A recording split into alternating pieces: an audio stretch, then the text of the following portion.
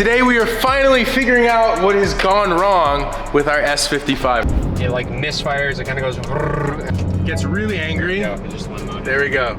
Are you ready? I'm ready. I'm excited to tear into this thing. I have literally been losing sleep trying to figure out whether it's mechanical or electrical, but we're gonna tear it down today. I really hope we find something. If we don't, I'm going to continue scratching my head and I have no idea, but now's the time. Let's get it torn down. Let's see if we can find a smoking gun. All right, where are we starting, Quinn? The first thing is we got a lot of accessories that need to come off. So the entire engine harness is still on here. We have a lot of accessories like the AC compressor, the intake manifold, the alternator, the front of the cooling system. Once we get that off, we can get the turbos off, and then from there we'll have a nice clean long block and start actually tearing the engine down.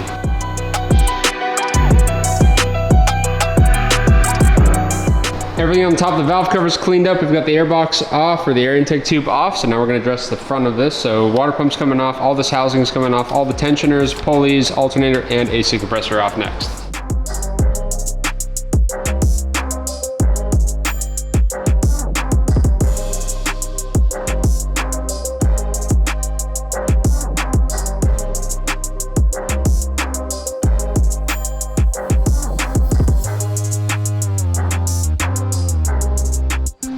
All of the front accessories are off. Pretty much everything is off minus the intake manifold that we need to get off. There's still a couple things underneath, but we need the manifold out of the way first. So now we're gonna pull the intake manifold off. This is probably the first look we're gonna be able to get at the inside of this engine. You ready? So far, nothing looks out of the norm that you found. The only thing that I found is that there's coolant on the outside of one of the turbos. Coolant on outside of one. So if you look down here, like the core has like a bunch of dried coolant on it. But so these are oil and water going to these turbos? Yes. You mean it's on the outside? It's on the outside, but there's nothing on the inside of the turbo. So that's all that I've seen so far that's messed up. Okay, so this is kind of the next big step here. Yes. We already unbolted it. It's already unbolted, it's ready to go.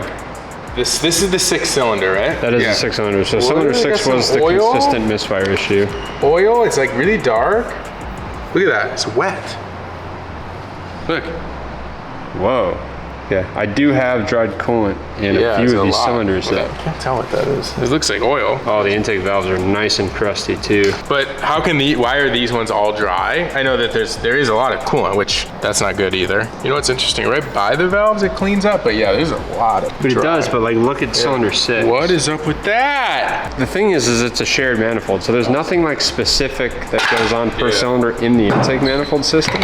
Ooh, there's a lot of coolant in here. There's a lot of dried coolant in there. But this one, cylinder 6, again, doesn't have like a lot of coolant in it. So we checked everything in terms of like the intercooler, everything is bone dry on both sides. We did a pressure test, there's no issue there. Maybe that was replaced. That's what I'm potentially thinking. The air to water intercooler failed at some point and they never cleaned any of this up. That's very possible. But like, look at this one, dude. We never had a single problem with cylinder 2 and it's like caked. Oh my God. But that wouldn't explain the cylinder 6 misfire continuing to be. Wait a minute, what's this? Is there coolant going to the throttle body? Look at that. There's none. What is that? I mean, that looks like coolant, I agree with you, but how would there be coolant getting in that? Into the vacuum system? Yeah, I don't know. So I bet the intercooler failed, but I don't think that's our current issue. But whatever this black stuff is in the intake system, like the left valve is even more smoke than the right valve is. So it's possible we could have had a valve stem leak issue. It's possible that that stem seal is leaking engine oil down into that cylinder. Yeah, that's possible. That could be it. But like the left pocket is way worse than the right pocket is. What is this oil like? It's way up here. You're right. How did that get up there? That's so weird. But then the runner like also has oil on it in that section. Yeah. Yeah, it's oil. But it's not in any other runner. And there's no like sensor or valve. There's nothing oil related. PCV goes through the throttle body. So if it was like that kind of issue, it'd be distributed equally, I would think. I have no idea. I think we need to keep digging, dude.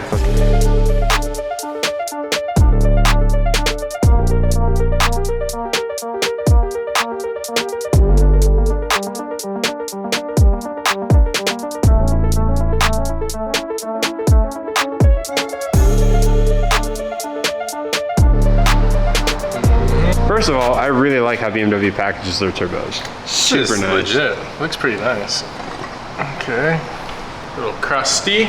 So this is our problem child cylinder. I don't think I see anything, but I see a lot of what looks like coolant residue, like burnt coolant, right? Yeah.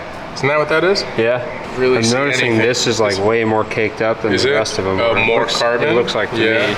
Yeah, the valves on this are a little bit deeper in color. These are like kind of a nice crisp white, all of them. And then this one's like a little bit of an off-white. I really think we just need to pull the cylinder head off. So nothing glaring yet, which means the story continues. What about something like a head gasket problem? Dude, anything really major would have had more problems than that, you know? Keep going? Valve cover's coming off next, brother. I'm ripping the head off. Let's do it. All right.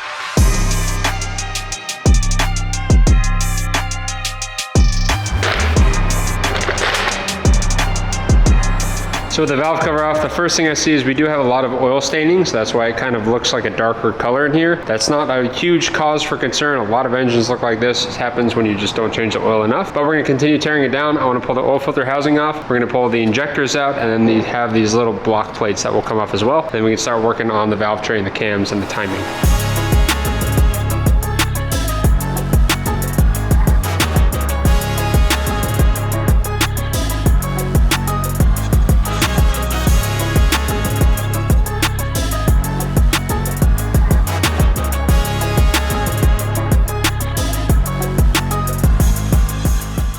So I just got the cam gears off, so what we're gonna do next is pull the timing chain guide assembly out. This is like one big unit, essentially. It's not like an individual guide anymore, it's like one whole thing, so we're gonna get that out. And then I think we'll pull the exhaust cam off because we have to get to the head bolts.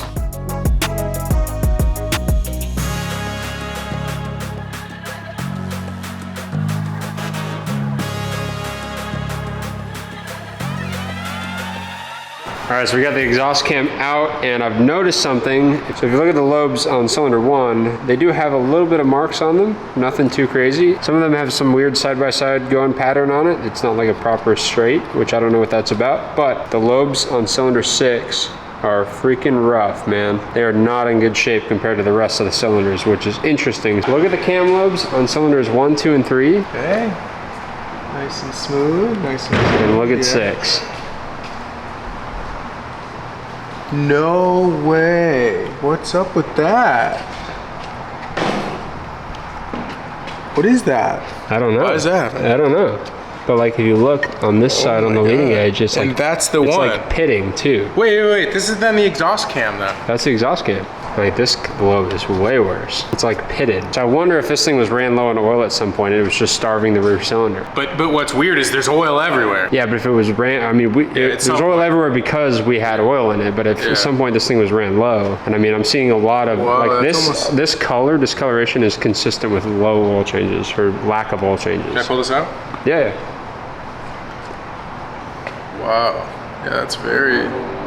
But look, this journal has way more scoring than like this journal does. And usually when engines starve oil, they starve from the rear cylinders first because it's the farthest away from the pump. Bad too.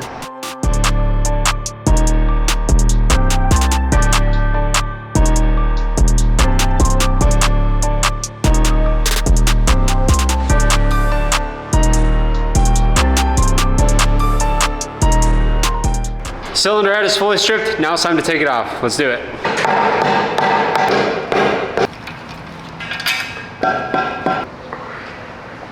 Whoa! Surprisingly, cylinder 6 actually looks kind of the best out of all of them, actually. Yeah, the intake valves are a little bit darker, but nothing like super catastrophic, which is what I kind of figured we were gonna find. The exhaust valves kind of have some weird brown stuff going on around it, which is weird. How the pistons look. But again, no like blaringly obvious failure point. Man, these engines are freaking cool, man.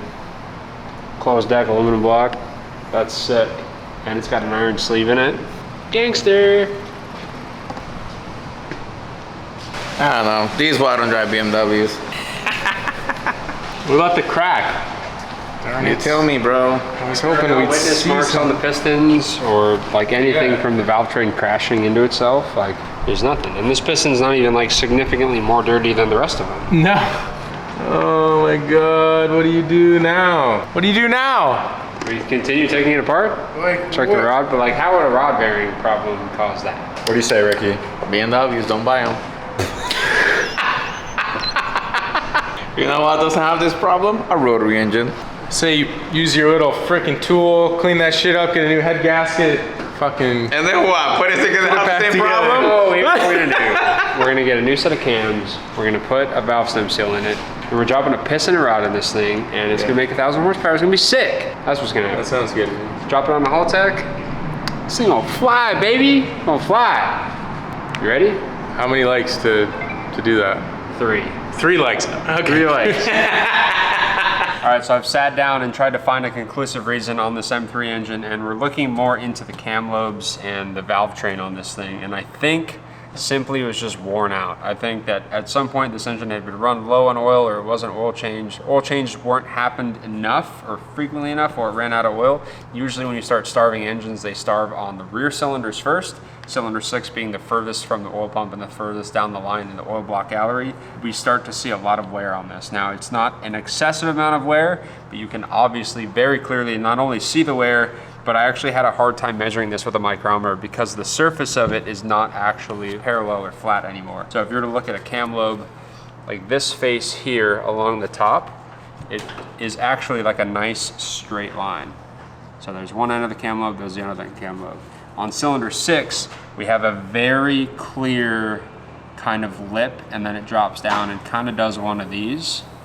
And because it's not flat, I'm getting a really hard time getting the micrometer, which has a very nice flat surface on it, to sit properly to get an accurate measurement. But it's very clearly worn, and you can see that. There's a lot of pitting on it, and if you can actually get really close to it, you might actually be able to, so this lip is significantly higher than the rest of the lobe, and you can see the kind of the parting line, especially right on the tip there where it starts to kind of get sour, which is not good. And of course we see that on the rocker as well.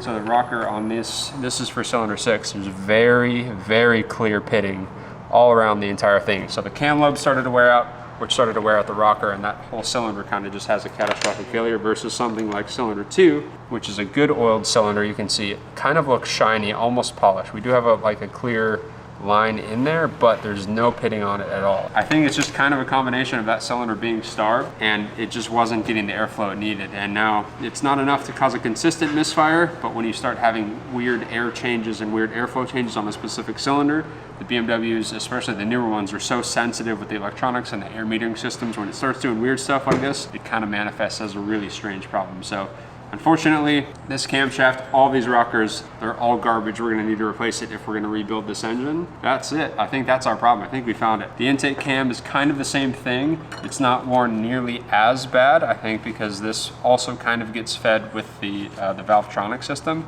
but we do have some very clear pitting on the intake lobes on cylinder 6 versus like 1 or 2.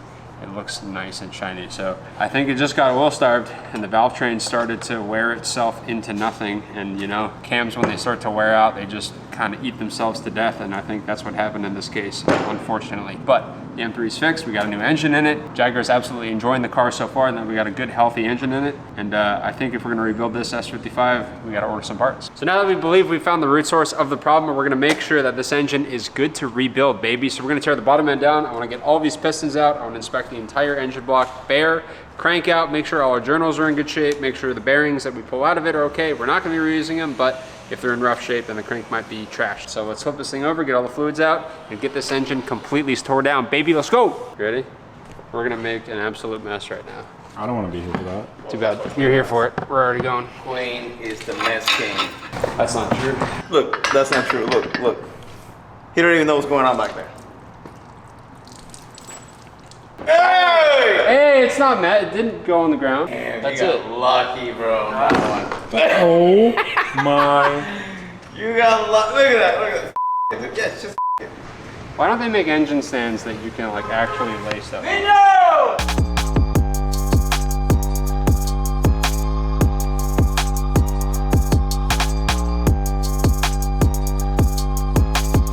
Oil pan is off, and this thing is exceptionally clean, which is exactly what I was hoping we would find. So there's nothing in the oil pickup. I don't see any debris inside the bottom of the engine, which is super cool. All the strainers are nice and clear.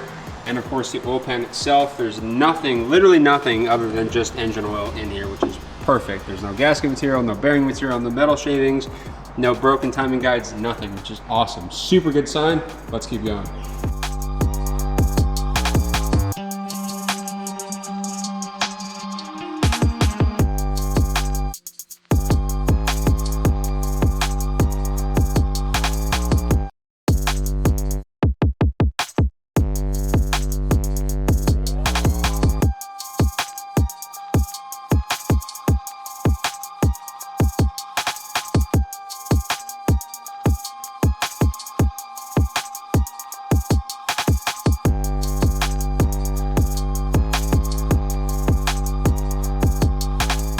bottom end on this is coming apart really nicely, except for this little oil chain guide assembly. I can't quite figure out how to get that out, but that's okay because we're gonna start popping pistons out. Let's do it.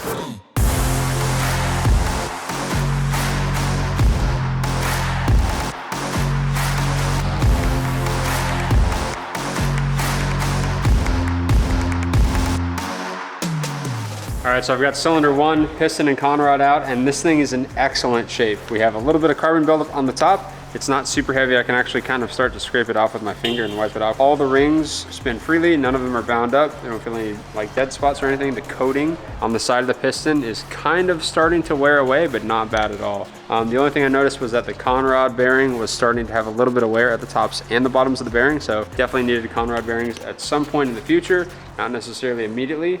This thing is in great shape, and of course the crank journal is also beautiful. Dude, looks brand new. The rod bearings and the rod journals are in this good a shape. I think the mains are gonna be pretty much perfect. However, this is cylinder 1. This is the cylinder that's closest to the oil gallery, the oil pump, all that stuff, so this one is gonna get oil priority. The one we're worried about, the one we had damage on, was cylinder 6, so we're gonna pull that out next.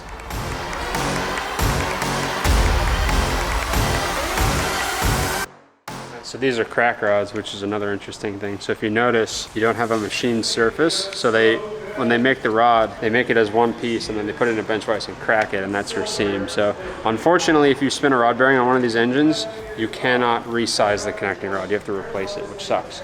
But this one, see we have a little bit of skirt wear here, almost none on this side, which is good. Again, carbon buildup. Rings feel good, and the rod bearing is kind of almost the same wear as the cylinder 1. So I think we're in good shape here.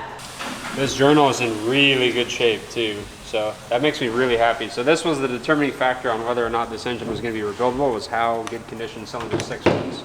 So that makes me really happy. Let's flip it over and check out the cylinder bores. I don't know if you can hone these blocks, because they have a really, really thin metal sleeve in it, an iron sleeve, from what I've read. If we do a light hone, we might be able to get away with it.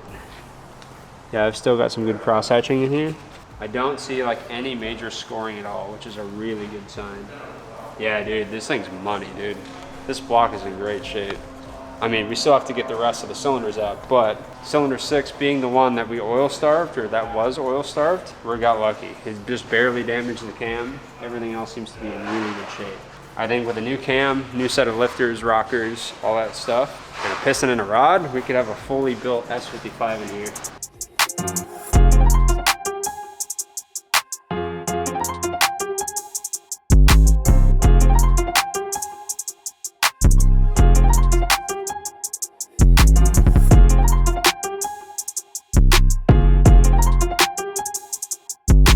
All of our pistons and rods are out. All of them are in really good shape, minus the rod bearings. They're all kind of evenly worn across the board, which is what I like to see, so that's excellent. Next up, we're gonna unbury the crankshaft.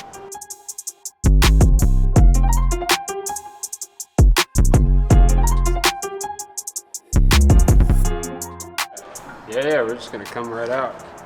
Bearings look all right. Yeah, they're not terrible, they're definitely worn. There she is. That's not bad, dude. It's mint. Wow, those journals are in great shape. It's not even anywhere.